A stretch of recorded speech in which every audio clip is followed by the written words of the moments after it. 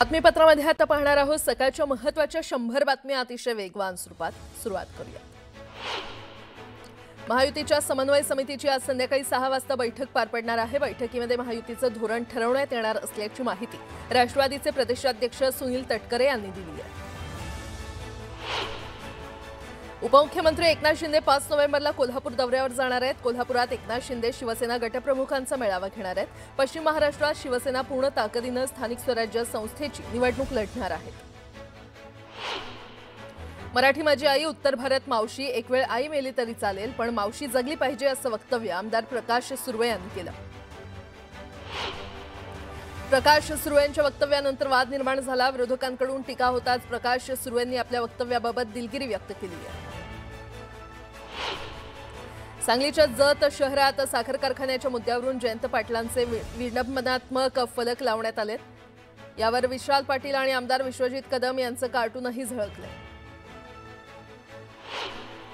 खासदार अरविंद सावंत आणि खासदार अनिल देसाई निवडणूक आयोगाच्या कार्यालयात तात्काळ बसले। वेळ मागितल्यानंतरही निवडणूक आयोग वेळ देत नाही। केंद्रीय निवडणूक आयोगावर तात्काळ ठेवल्याचा आरोप करत सत्ताधाऱ्यांनी देखील मतदार यादीमध्ये घोळ झाल्याचं मान्य केलंय असं अनिल देसाई म्हटलंय। केंद्रीय राज्यमंत्री रामदास आठवलेंनी विरोधकांनी केलेल्या वोट चोरीच्या आरोपांचं समर्थन केलंय। निवडणूक आयोगानं मतांची चोरी होऊ नये याची काळजी घेतली पाहिजे। विरोधकांनी उपस्थित केलेल्या शंकांचं निरसन झालं पाहिजे असं आठवले म्हटलेत। तर मुंबईतला मोर्चा सत्याचा नव्हता तर पक्षाचा होता असा टोला देखील त्यांनी लगावलाय।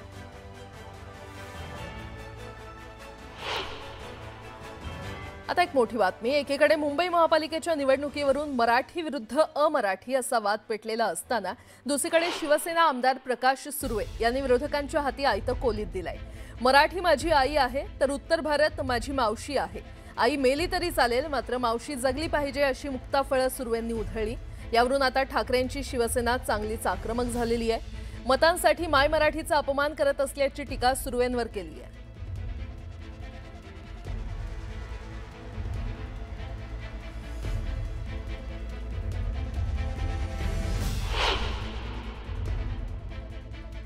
मराठी मेरी मातृभूमि मेरी माँ है तो उत्तर भारत मेरी मौसी है। और एक बार माँ मर गई तो चलेगा लेकिन मौसी मरना नहीं चाहिए क्योंकि मौसी ज्यादा प्यार करती है। तो माँ से ज्यादा प्यार आपने मुझे दिया है। मराठी भाषेला आता येतानाच ऐकलं तर किती लाचार वक्तव्य केलं। मला माफी मागितली पण माफी मागणं माफ करणं हे माझ्या हातात नाहीये, हे आपल्या मराठी माणसांच्या हातात आहे। त्याच्यामुळे निवडणुकीतच कळेल त्यांना किती माफ केलं आणि नाही केलं। कुणाचंही वक्तव्य असेल हे आमच्या पक्षातल्या लोकांनी केलं असतं तरी लाजिरवाणं होतं। मी मराठी माणूस आणि बाहेरची लोक तुम्हाला निवडायला आली तर तुम्ही मराठी माणसाला बाजूला टाकणार, मरू दे अशी लोक। हे आपली जुनी म्हण होती ठीक आहे पण तुम्ही आत्ता वापरताय ती। दरम्यान या वादानंतर प्रकाश सुर्वे यांनी दिलगिरी व्यक्त केली आहे। मराठी भाषा ही आमची मातृभाषा आहे, आमची माय माऊली आहे आणि अनावधानाने माझ्या तोंडात शब्द गेला असेल म्हणजे मी हात जोडून माफी मागतो। कुणाच्या भावना दुखावल्या गेल्या असेल त्याची मी दिलगिरी व्यक्त। पुन्हा एकदा बातम्या वेगवान स्वरूपात। छत्रपती संभाजीनगरच्या गंगापूर, पैठण आणि फुलंब्री या 3 विधानसभा मतदारसंघातील सुमारे 60,000 दुबार नावं असल्याची तक्रार प्रशासनाकडे आलेली आहे। तक्रारींच्या अनुषंगाने तालुकानिहाय पडताळणीचं काम सुरू असल्याचा दावा जिल्हा निवडणूक विभागानं केलाय। शेलार यांनी फडणवीसांना पप्पू ठरवलंय असा टोला उद्धव ठाकरे यांनी लगावला होता। दरम्यान ठाकरेंच्या टीकेनंतर आपला बाण योग्य ठिकाणी लागलाय असं सूचक वक्तव्य शेलार यांनी केलंय। मेट्रो 3 भुयारी मेट्रो मार्गिकेचा 3रा टप्पा सुरू झाल्यानं मुंबईकरांकडून आरे कफ परेड गारेगार प्रवासाला पसंती दिली जाते। त्यानुसार ऑक्टोबर महिन्यात तब्बल 38,63,741 प्रवाशांनी मेट्रो प्रवास केलाय। तर 9 ऑक्टोबरपासून संपूर्ण मेट्रो मार्गिका सुरू झाल्यापासून अवघ्या 23 दिवसात 33 लाखांहून अधिक प्रवाशांनी प्रवास केलाय। दिवाळीत प्रवाशांनी एसटीला भरभरून प्रतिसाद दिला। छत्रपती संभाजीनगर विभागातून रोज सरासरी 1 लाखांपेक्षा अधिक प्रवाशांनी एसटी बसलाच प्राधान्य दिलं। दिवाळीच्या काळातील 12 दिवसात तब्बल 13,48,659 प्रवाशांनी एसटी बसनं प्रवास केला। एसटी महामंडळातर्फे राज्यभर राबवण्यात येत असलेल्या हिंदू हृदय सम्राट बाळासाहेब ठाकरे स्वच्छ सुंदर बस स्थानक या उपक्रमात मुंबई विभागानं पुन्हा एकदा स्वच्छतेचा मानाचा तुरा पटकावलाय। दुसऱ्या सर्वेक्षणाच्या निकालानुसार मुंबई विभागातील मुंबई सेंट्रल, दादर, कुर्ला, नेहरू नगर आणि परळ या बस स्थानकांनी प्रादेशिक पातळीवरचं स्थान मिळवलंय। राज्य मार्ग परिवहन महामंडळ आपल्या मालकीच्या जागांवर सौर ऊर्जा हब उभारणार आहे। त्यातून वार्षिक सुमारे 1000 कोटी रुपये किमतीच्या म्हणजेच 300 मेगावॅट वीज निर्मितीचं लक्ष्य आहे। उत्पन्नाच्या या नव्या स्रोतातून एसटीला स्वावलंबी बनवण्याचा उद्देश आहे। मुंबईच्या छत्रपती शिवाजी महाराज आंतरराष्ट्रीय विमानतळावरील प्रवाशांना 20 नोव्हेंबर रोजी त्यांच्या प्रवासाच्या योजना तपासण्याचा सल्ला देण्यात आलाय। कारण विमानतळाच्या दोन्ही धावपट्ट्या 6 तासांसाठी बंद ठेवणार आहे, असं विमानतळ संचालक मुंबई आंतरराष्ट्रीय विमानतळ लिमिटेडनं म्हटलेलं आहे। पुणे शहरातील रस्त्यांना पडलेले खड्डे बुजवण्यासाठी महापालिकेनं ॲप आणलं। अभियंत्यांना कडक शब्दात आदेश दिले तरीही खड्डे कायम आहेत। त्यानंतर आता रस्त्यांवरील खड्डे शोधून ते बुजवण्यासाठी पथ विभागानं क्षेत्रीय कार्यालयांमधील अभियंत्यांची विशेष पथकं तयार केली आहेत। 5 महिन्यानंतर मुंब्रा रेल्वे स्थानकाजवळ झालेल्या अपघातात गुन्हा दाखल करण्यात आलाय। 9 जून 2025 रोजी झालेल्या मुंबई लोकल रेल्वे अपघातात 4 लोकांचा मृत्यू झाला होता, तर 9 लोक जखमी झाले होते। या अपघाताचा 2 रेल्वे इंजिनियरवर ठपका ठेवण्यात आला असून रेल्वे पोलिसांनी गुन्हा दाखल केलाय। इंडिगोचे मुंबई छत्रपती संभाजीनगर मुंबई विमान वारंवार रद्द होण्याच्या प्रकारानं प्रवाशांमधून तीव्र संताप व्यक्त होतोय। गेल्या काही दिवसांपासून हवामान अनुकूल असताना आणि प्रवासी संख्या स्थिर असूनही ऑपरेशन कारणांचा दाखला देत विमान रद्द करण्याचा प्रकार होतो। माजी खासदार आणि भाजप नेत्या नवनीत राणा यांना लोकसभा निवडणुकीदरम्यान पायाला झालेल्या फ्रॅक्चरनंतर आता पुन्हा पायात एक लहान गाठ झाल्यानं उपचारासाठी नागपूर येथील रुग्णालयात दाखल करण्यात आलंय। राणांच्या पायावर शस्त्रक्रिया करण्यात आली असून डॉक्टरांनी 20 दिवस विश्रांती घेण्याचा सल्ला दिला। यंदाच्या 12वी परीक्षेसाठी आता 11 नोव्हेंबरपर्यंत अर्ज भरता येणार आहे। शिक्षण मंडळानं दिलेल्या मुदतवाढीमुळे हजारो विद्यार्थ्यांना दिलासा मिळालाय। तसंच शाळांनी युडाएस प्रणालीतून अर्ज भरावे अशी सूचना देखील माध्यमिक आणि उच्च माध्यमिक शिक्षण मंडळानं सर्व शाळांना केली आहे। शहापूरच्या चेरपोली परिसरात दुकानात बसलेल्या वयोवृद्ध महिलेची सोनसाखळी बाईकवरून आलेले चोरटे खेचून पळाले। यावेळी महिलेनं आरडाओरडा केल्यानंतर रस्त्यावरून जाणाऱ्या नागरिकांनी या चोरट्यांना पकडलं। यामध्ये एक चोरटा फरार झाला तर दुसऱ्या चोरट्याला जमावानं चोप देत पोलिसांच्या हवाली केलं। पुणे जिल्हाधिकारी कार्यालयामध्ये तळेगाव दाभाडे ते उरुळी कांचन प्रस्तावित रेल्वे प्रकल्पाविरोधात झालेल्या बैठकीत हजारो बाधित शेतकऱ्यांचा तीव्र एल्गार पाहायला मिळाला। जिल्हाधिकारी जितेंद्र डुडी यांच्या अध्यक्षतेखाली झालेल्या या बैठकीत शेतकऱ्यांच्या भावनांचा प्रचंड उद्रेक झाला।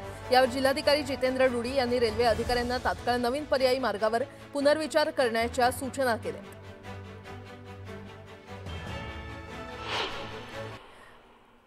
आता एक मोठी बातमी, शेर को धमका सकते हैं डरा नहीं सकते या तालुक्याची बदनामी झाली ती तुमच्यामुळे झाली अशा शब्दात रणजित सिंह नाईक निंबाळकरांनी रामराजेंना जोरदार टोला लगावलाय। रणजित सिंह निंबाळकरांनी खुली पत्रकार परिषद घेत आपल्यावर होत असलेले सर्व आरोप फेटाळून लावलेत। मी गुन्हा केला नाही तर कुणाच्या बापाला घाबरत नाही। आम्ही केस केलेला एकही मुकादम फलटणमधील त्या डॉक्टर ताईंना भेटला नव्हता। महिला डॉक्टर आत्महत्या प्रकरणाचं आम्हालाही दुःख झाल्याचं त्यांनी म्हटलंय। तर चुकीचं काम करत नाही म्हणून तुम्ही माझ्या सोबत आहात असं म्हणत स्वतःचीच पाठ त्यांनी थोपटून घेतली। तर बदलाव आणायचा आहे, बदला घ्यायचा नाही असं देखील ते म्हटलंय। तर सर्व आरोपांना निंबाळकरांनी थेट उत्तरं दिली आहेत। रणजित सिंह नाईक निंबाळकरांनी सर्व आरोप एकंदरीतच फेटाळलेले आहेत। डॉक्टर आत्महत्या प्रकरणाचं आम्हालाही दुःख असल्याचं त्यांनी म्हटलंय। तालुक्याची बदनामी झाली ती तुमच्यामुळे झाली असं त्यांनी म्हटलेलं आहे। शेर को धमका सकते हैं डरा नहीं सकते असं देखील रणजित सिंह नाईक निंबाळकर यांनी म्हटलेलं आहे।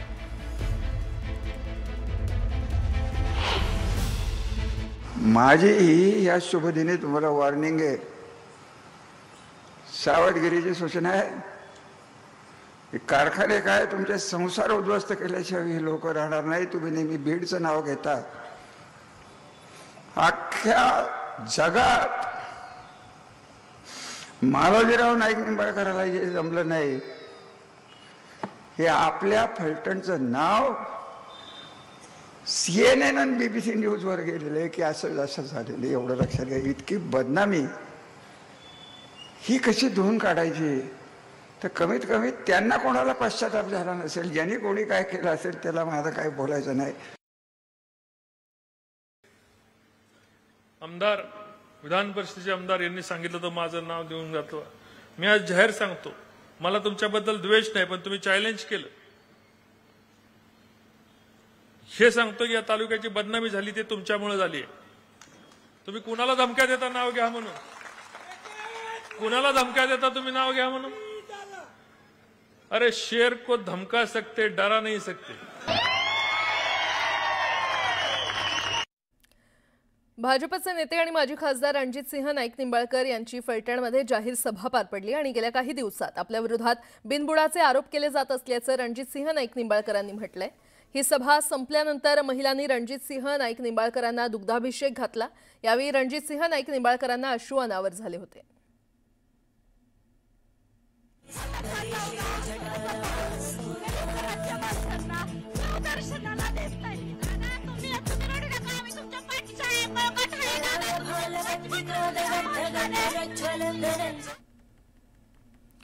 पुन्हा एकदा बातम्या वेगवान स्वरूपात. स्वाभिमानी शेतकरी संघटनेनं विविध भागातील ऊस वाहतूक रोखली. तोडगा निघेपर्यंत कारखाने सुरू करू देणार नसल्याचा इशारा स्वाभिमानीकडून देण्यात आलाय. तर कोल्हापुरात ऊस दराबाबतच्या बैठकीत राजू शेट्टी संतापले. कारखान्याचे कार्यकारी संचालक उपस्थित नसल्यानं पालखी पाठवू का असा सवाल राजू शेट्टींनी विचारला. कोल्हापुरात ऊस दराप्रश्नी 2 तास चाललेली बैठक निष्फळ ठरली. ऊस दराच्या बैठकीतून समाधान झालं नाही असं वक्तव्य राजू शेट्टी यांनी केलं. कारखाना प्रतिनिधींनी जाहीर केलेली रक्कम शेतकऱ्यांना अमान्य असून उद्यापासून एकही कारखाना सुरू करू देणार नाही असा इशारा शेट्टींनी दिला. तर उद्यापर्यंत निर्णय न घेतल्यास मुख्यमंत्र्यांना जाब विचारणार असल्याचं ते म्हटले. नाशिक त्र्यंबकेश्वर रस्ता विस्तारीकरणावरून वाद निर्माण झालाय. स्थानिक नागरिक आणि NMRDA मध्ये संघर्ष सुरू आहे. दरम्यान आता कुंभमेळा मंत्री गिरीश महाजन आंदोलकांची भेट घेणार. प्रकाश महाजनांनी डॉक्टर महिलेच्या आत्महत्ये प्रकरणावरून सरकारवर टीका केली आहे. ती डॉक्टर बीड जिल्ह्यातील असल्यानं आमचे भावनात्मक नातं आहे. महिला आयोगाच्या अध्यक्षा अजूनही पदावर कशा आहेत हेच आम्हाला कळत नाही. रुपाली चाकणकरांनी त्या डॉक्टर महिलेचं चारित्र्य हनन केलं तरी अजित पवार अजूनही गप्प का असा सवालही त्यांनी केला. निलेश चंद्र मुनी यांनी उपोषण मागे घेतलं. मंगलप्रभात लोढा आणि विधानसभा अध्यक्ष राहुल नार्वेकरांनी निलेश चंद्र मुनींची भेट घेत आश्वासन दिलं. यानंतर 15 दिवसांची मुदत देत मागण्या मान्य न झाल्यास पुन्हा उपोषण करणार असल्याचा इशारा निलेश चंद्र मुनी यांनी दिला. पुण्यामध्ये सोशल मीडियावर गणेश काळेच्या हत्येचं समर्थन करण्यात आलंय. कोंढव्यामधील तरुणांनी सोशल मीडियावर बंदुकांसह काही काडतुसांसोबत व्हिडिओ बनवला. बबलू सय्यद असं व्हिडिओ पोस्ट करण्याचं नाव आहे. पुणे जिल्ह्यातील शिरूरमध्ये मानव वस्तींवर होत असलेल्या बिबट्यांच्या वाढत्या हल्ल्यांच्या निषेधार्थ मंचरमध्ये अद्याप आंदोलन सुरू आहे. जोपर्यंत बिबट्यांच्या बंदोबस्तात ठोस निर्णय होत नाही तोपर्यंत आंदोलन सुरू ठेवण्याचा इशारा ग्रामस्थांनी दिला. बिबट समस्येबाबत मंत्रिमंडळ बैठकीत विषय घेऊ. बिबट समस्या कायमची सोडवण्यासाठी प्रयत्न करू असं आश्वासन उपमुख्यमंत्री एकनाथ शिंदे यांनी आंदोलकांना फोनवरून दिलं. आमदार शरद सोनावणेंनी एकनाथ शिंदेंना फोन केला होता. शिरूर तालुक्यातील पिंपरखेड इथे दहशत माजवणाऱ्या नरभक्षक बिबट्याला ठार करण्याची परवानगी मिळाल्यानंतर वेगवेगळ्या 5 टीम पिंपरखेड गावात दाखल झाल्यात. याबाबत जुन्नर वनविभागाचे उपवन संरक्षक प्रशांत खाडे यांनी माहिती दिली. पुण्यात शरद पवारांच्या राष्ट्रवादीच्या वतीनं महापालिकेसमोर आंदोलन करण्यात आलं. पालिकेकडून नव्या 6 STP प्लांटचे 1860 कोटींचे टेंडर भाजप पदाधिकाऱ्याच्या कंपनीला देण्यात आल्यानं संताप व्यक्त करण्यात आला.